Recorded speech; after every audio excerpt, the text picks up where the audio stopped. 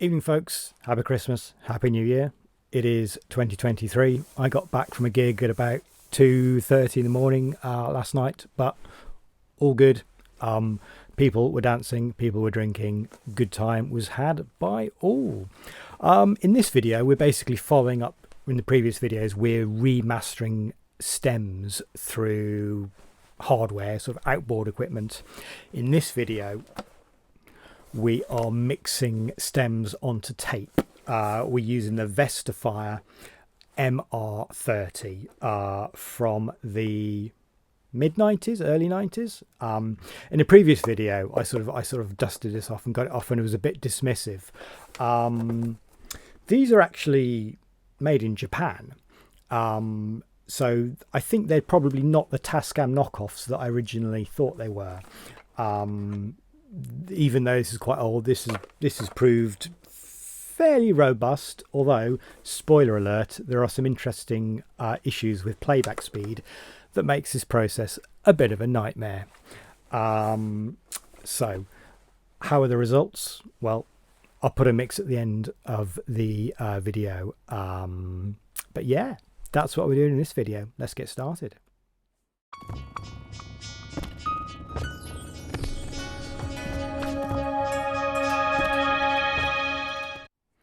Okay, similar to previous videos, let's quickly walk through the hardware setup. I've got my DAW open, track 6 open. I made a new project for track 6. Tracks, channels 3 and 4 of the sound card are coming out of the sound card and into, you can just see the Vestifier here, into the back. And then they're through RCA phonos, and then I've got an output going into my main desk, and I've set up the Reaper project to send audio to channels 3 and 4 of the sound card, so they're going into the Vestifier MR30.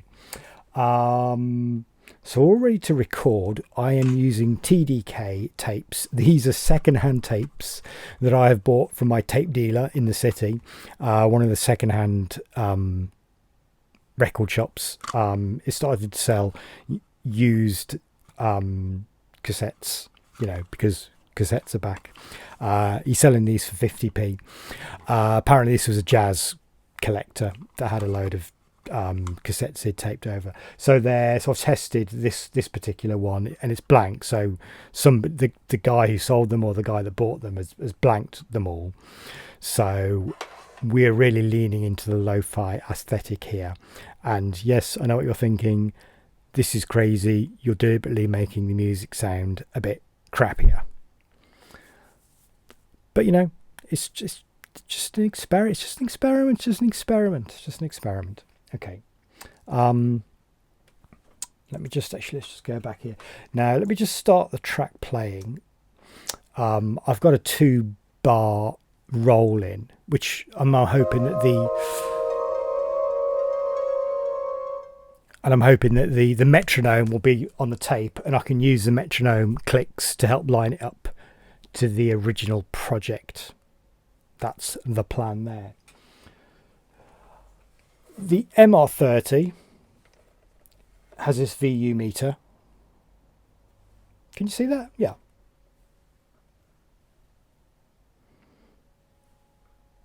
So we can definitely, so we've got a little bit of monitoring. Whoa, Spider-Man, what are you doing? Just chill out. And then obviously you're hearing what's coming through the cassette player, just the machine, not the tape, just the machine, into the main board. I kind of think this will be the longest and the hardest of all the kind of re-engineering, just because I've there's no quick way of doing this. It is just start recording, play the stems through, and then check that they've recorded okay. So have I got any good tips for you? No. What's the loudest part? set the level on the loudest part. That makes sense, doesn't it? However, since I've got MIDI, hard to say. I could look at the stems though, couldn't I, and find the loudest.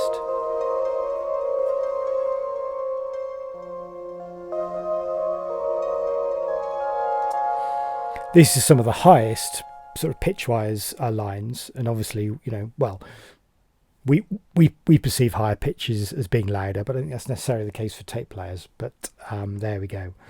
All right, I think the levels are good. Tape's wound on a bit, so it's not the very beginning of the tape. Counter's reset. It's set to hi-fi mode, not multi-track. We're just using this as a standard cassette player. No channel 1, channel 2 business going on. Dolby noise reduction is on. Let's go. So I have just had a thought, just previewing the first bit of footage. I could just re-record the stem through the machine, so just bypass the tape altogether. Sort of, this is the sound of the stem going through an old circuit of a cassette player from the early 90s. That's also an option. So it doesn't hit the tape at all. It's literally just occurred to me. Possibly something to try when I get frustrated with the tape recording. Okay. Record and play. Happy days. Solo. I'll go up to the where the music starts, the MIDI starts, because I know I'll get a 2-bar roll in. And I'm not recording me to the tape, am I? No, because that's only getting channels 3 and 4 of the sound card, so we're fine. So start the sequencer going. Yeah, 2 bars roll in.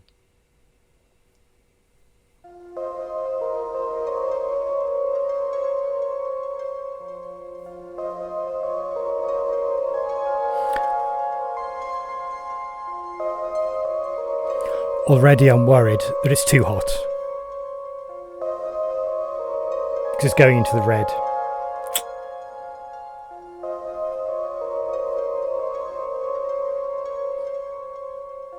Okay, this section ends just about now. Let's preview the tape. Stop the tape.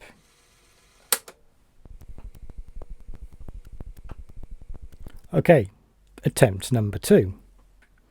I have selected the stereo recording on the record function.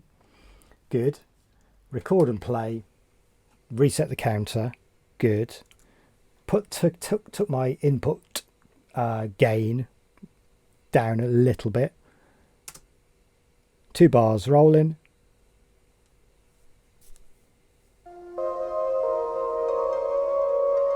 Okay. Levels seem much better now. Okay, don't touch the cassette player as it's recording. Bad idea. Have I recorded something?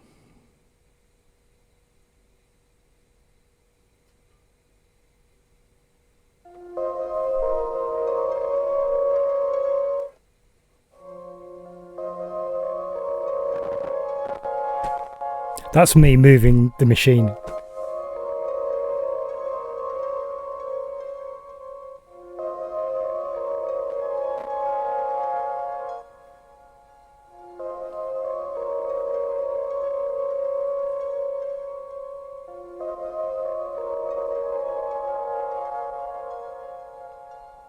Well, I'm hearing all sorts of things there. I'm hearing grit. I'm hearing a bit of warble. That's perhaps either wow or flutter. Not sure which is which. Don't hate it though. Don't hate it. All right, give me another 5 hours. Let's see if I can have any usable takes using this process. Okay, I may have to abandon this. So what I haven't taken into account is playback speed. So I've done the entire stem of one of the tracks of track 6, and I'm lining it up in the master mix, the kind of the original stem, the WAV audio, with the newly recorded stem off the tape. And if you line it up at the beginning of the track, what you see is by the time it's at the end of the track, it's completely unaligned, like by like a bar and a half. So I could chop up the new recording and put it into the right places. And it's kind of a shame because it does sound kind of interesting. So this is, I mean, where have I lined it up? So see if I'm 2 minutes 50 seconds into the track and I'm lining up here to a clear, there's an event that I can line up to the original stem, and it's out of sync at the beginning and is out of sync at the end. This is the original.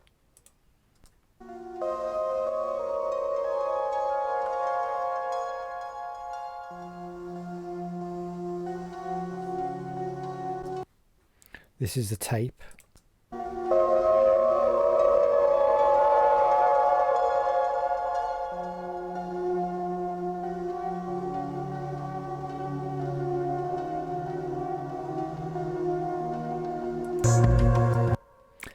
It's much more interesting. It's interesting because that warble that you're getting from the tape, because clearly the playback speed isn't 1, it's like 0.00 or 0.9997 or something. So in the mix, if I mute the original and just play the tape version,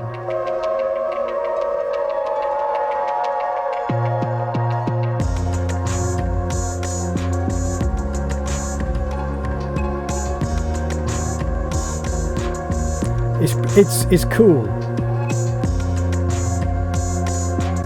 because it's clearly off. It's clearly slightly off. So, and yes, I can replicate this with a VST plugin. Of course I can. And that may need to be the approach. I don't know what to do. I could put all of the stems through the tape, and then at least if the playback speed is consistent from the tape, then all the tracks will be synced with each other. Like the total length of the track will be a bit crazy. I need to think about this one. Right, update on the tape recordings. Next day, I've just re-recorded every stem onto tape. So I feel like I'm recording the positions of the counters and sort of, I don't know, endeavouring to sort of do it properly. Now what I'm going to do is I'm just going to wind back to the very start of those stems and just put everything back into Reaper. I've put a new MIDI item to the start of each track that just goes bop, bop, bop, bop, bop. I think it's 5 C4s, or a ride for the drum track.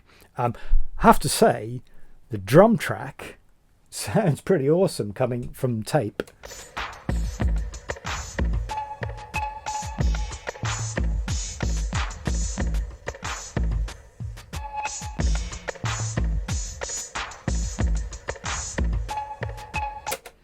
I like that a lot, but the theory is, just record all the stems again, line up the sort of the clicks at the start, line them all up, and then see if they'll all kind of sync up together.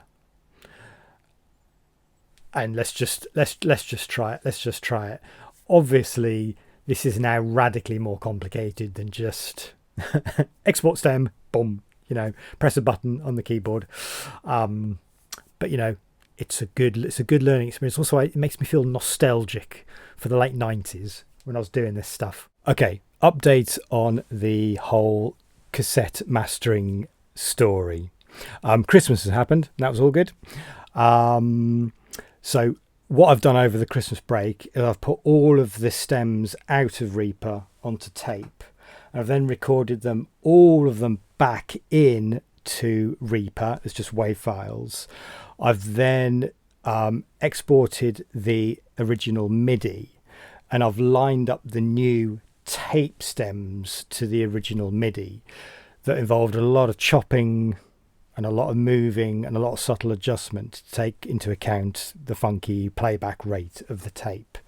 So yes, this is insane. Then once all the stems were aligned with the original MIDI, mix those down just in Reaper and then open up a new mastering project. And this is what I have open in front of me. So I've not heard this for a few days now, because obviously for the Christmas break.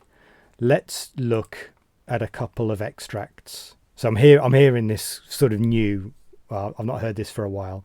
So this is all the aligned stems from a tape now playing back in Reaper.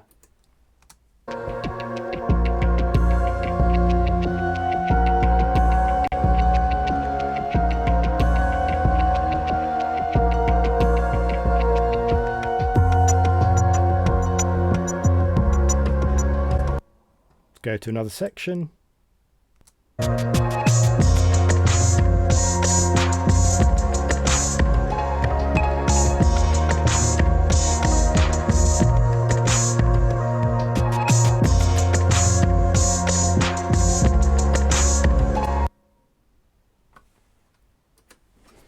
Crikey, that sounds fine to me. That even sounds good. In my memory, it didn't sound that good. What I'm going to do is I'm going to open the original mastering so we can just hear that.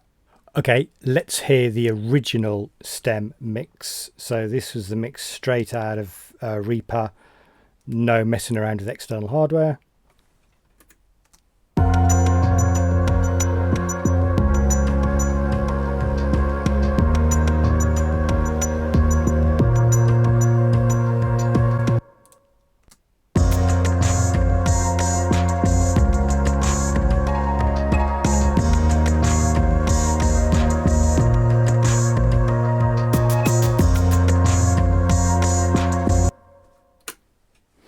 I think that's fine.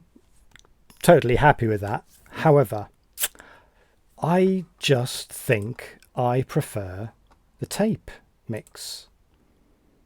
Why? Hard to say. This is the tape mix again.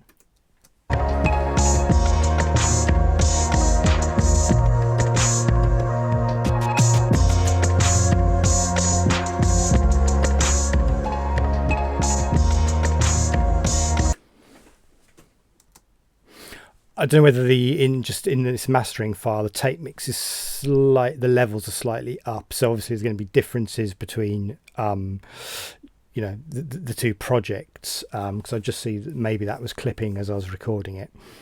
So obviously if something's louder we might perceive that as being better, but I think overall, it's interesting to hear this after not hearing it for a few days and having a break from it. I think this is fine. I think it was a massive hassle to do it, and I wouldn't recommend necessarily doing this as a way to mastering, because it is a massive hassle. But I like this. I like this.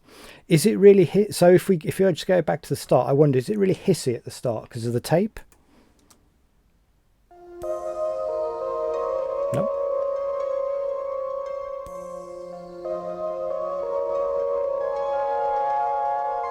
You hear a bit of dust in there, don't you?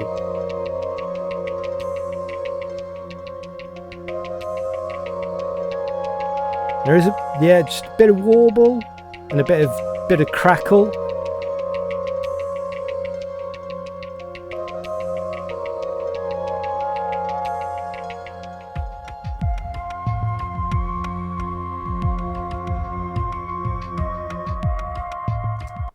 And that high line, da, da, da, da, da, da, that's definitely kind of warbling away.